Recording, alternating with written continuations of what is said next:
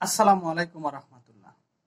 বাংলাদেশের সার্বভৌমত্ব ও নিরাপত্তা যারা নিশ্চিত করে তা হলো বাংলাদেশ সেনাবাহিনী।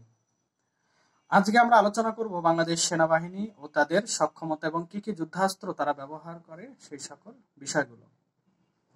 বাংলাদেশে রয়েছে ওয়েল ট্রেন্ড, ওয়েল অর্গানাইজড এবং অত্যন্ত আধুনিক একটি সেনাবাহিনী। বাংলাদেশ সেনাবাহিনীতে রয়েছে 1,60,000-এর উপরে অ্যাক্টিভ সেনা। বাংলাদেশে কোনো রিজার্ভ সৈন্য নেই। বাংলাদেশ সেনাবাহিনীতে রয়েছে অত্যাধুনিক যুদ্ধাস্ত্র, তার মধ্যে MBT 2000 যুদ্ধ ট্যাঙ্ক।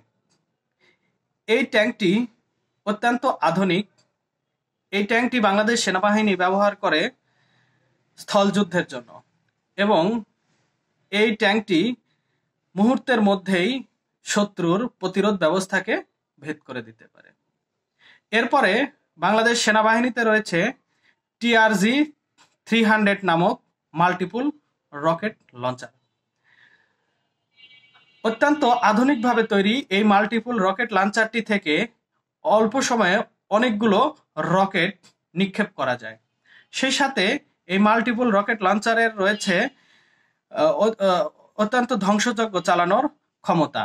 সেই সাথে এর সবচেয়ে গুরুত্বপূর্ণ ব্যবহার হলো খুব দ্রুত এটা পরিবহন করে বিভিন্ন এলাকাতে নিয়ে যাওয়া যায়। এরপরে আসি বাংলাদেশের এয়ার ডিফেন্স সিস্টেম। বাংলাদেশ সেনাবাহিনী ব্যবহার করে FM-90 নামক এক অত্যাধুনিক এয়ার ডিফেন্স সিস্টেম।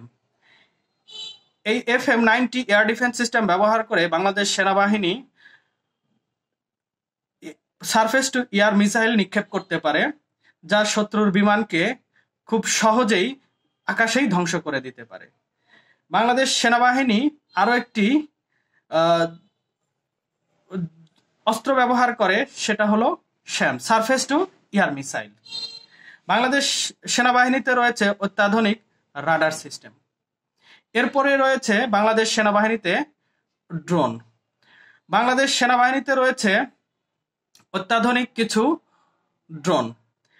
এই ড্রোনের মধ্যে রয়েছে তুরস্কের নির্মিত বায়াক্তার TB2 combat drone.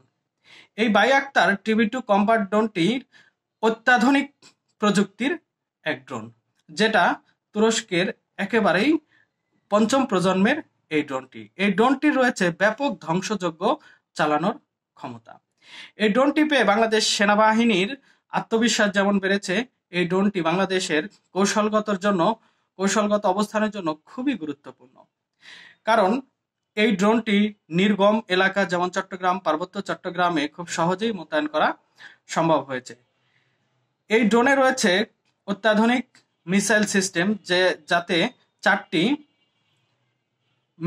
Guided missile set করে রাখা যায়। এরপরে আমরা আসি বাংলাদেশ নৌবাহিনী। বাংলাদেশে রয়েছে অনেকগুলো যুদ্ধ জাহাজ। যে যুদ্ধ জাহাজে বাংলাদেশ নৌবাহিনী যুক্ত করেছে C-802A মডেলের অ্যান্টিশিপ ক্রুজ মিসাইল।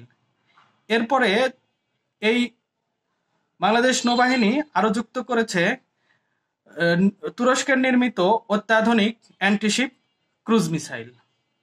এরপরে আমরা আসি বাংলাদেশ বিমান বাহিনী।